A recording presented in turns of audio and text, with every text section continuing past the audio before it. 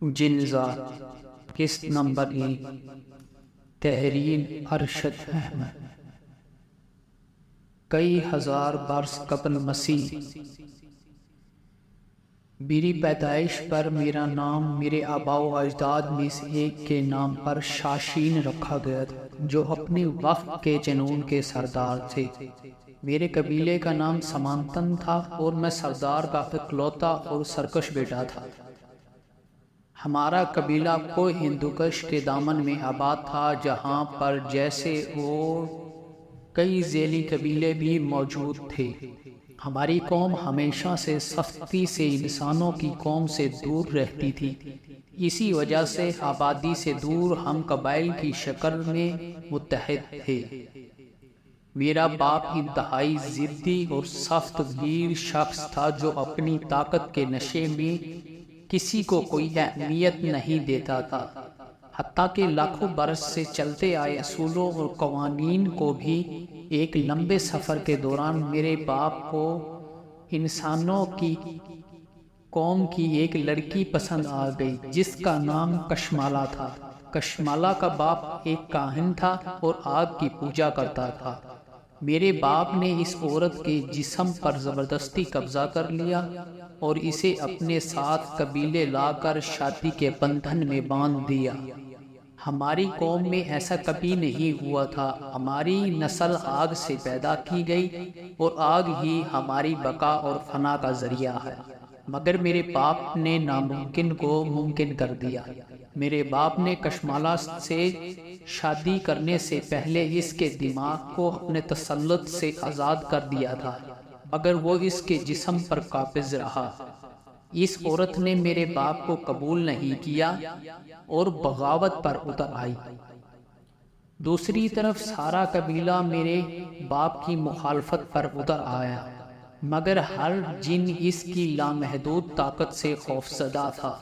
کشمالا کا کاہن باپ، جو آگ کا پجاری تھا، اس نے میرے باپ اور قبیلے سے جنگ کی ٹھان لی اور ہمارے آباء و اجداد کی روحوں کو طلب کر کے ان سے مدد کا خواستگار ہوا۔ کاہن کی ریاضت اور اسے حق پر سمجھتے ہوئے ہمارے آباء و اجداد کی روحوں نے اسے کاہن کو میرے باپ کا مقابلہ کرنے کے لیے شکتیاں دان کر دی، مگر اس سب میں بہت دیر ہو چکی تھی تب تک، اور میرا باپ اپنی طاقت اور جادو کے زور سے اس عورت کو قابو کر کے اس سے شادی کر چکا تھا۔ آخر وہ دن آن پہنچا جس دن کاہن اپنے ساتھیوں کے ساتھ ہمارے قبیلے کے درمیان میں آن پہنچا اور میرے باپ کو للکارا۔ قبیلے کے بزرگ جان چکے تھے کہ کاہن حق پر ہے اور اس کے ساتھ ہمارے آباء و اجداد کی عشیرباد ہے، اس لیے قبیلے کے زیادہ تر لوگوں نے اس لڑائی سے علیحدگی اختیار کر لی۔ میرے باپ کے ساتھ صرف اس کے چند وفادار اور دوسری طرف وہ کاہن اور اس کے چند ساتھی۔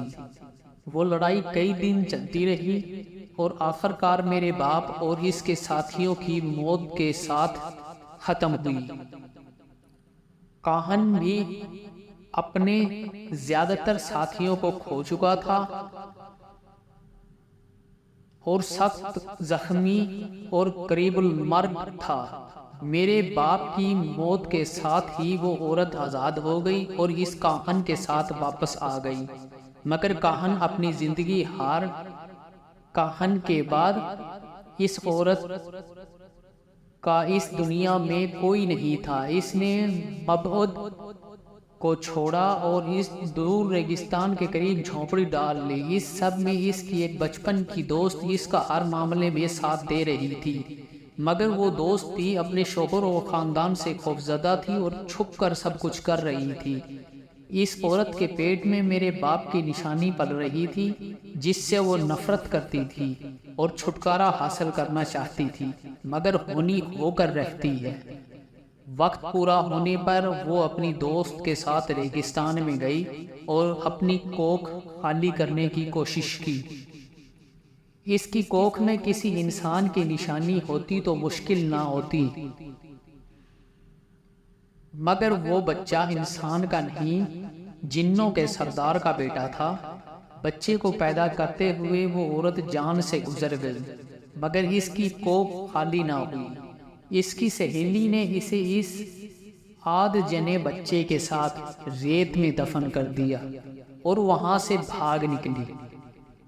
شاید کہانی وہی ختم ہو جاتی، مگر اس عورت کی لاش گہرائی میں دفن نہیں تھی۔ تیز طوفان نے ریت کو اپنی جگہ سے سرکا دیا اور اس کی لاش اور وہ آدھ جنا بچہ بھی ریت سے باہر نظر آنے لگا۔ فطرت نے بارش برسائی تو اس بچے نے آنکھیں کھول دی، مگر ادھورے پیدا شدہ بچے کو اس ریگستان میں صرف موت مل سکتی تھی، صرف پانی اس کی زندگی نہیں بچا سکتا تھا۔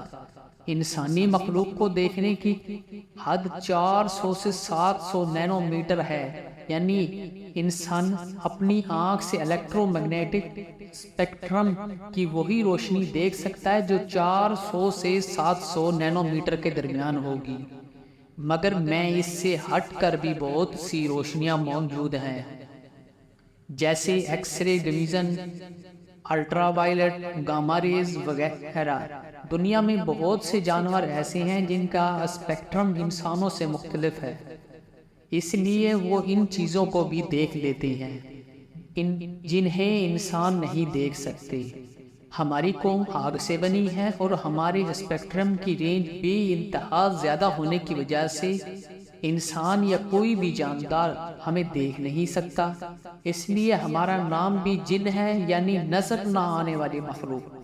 مگر دنیا میں اور اس کائنات میں بہت کچھ ایسا بھی ہے جو انوکھا اور عجیب ہے، جس کی کوئی توجیہ ممکن نہیں۔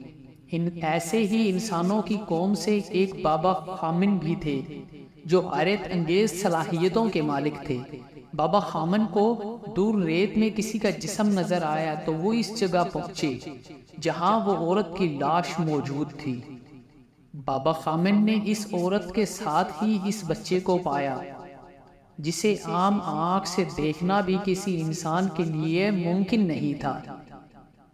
انہوں نے اس بچے کو اس کی ماں کو دیکھ کوکھ سے نکالا اور نئی زندگی دی۔ بابا خامن نے اپنے علم سے اس بچے کے بارے میں جانا اور اس کو نام دیا شاشین، جو نہ انسان تھا اور نہ ہی جن، بلکہ ان دونوں کے ملاپ سے بنا تھا، جس کا نام شاشین تھا۔ جاری ہے، ملتے ہیں اگلی قسط میں۔ اپنی رائے کا اظہار دیجیے گا۔ آپ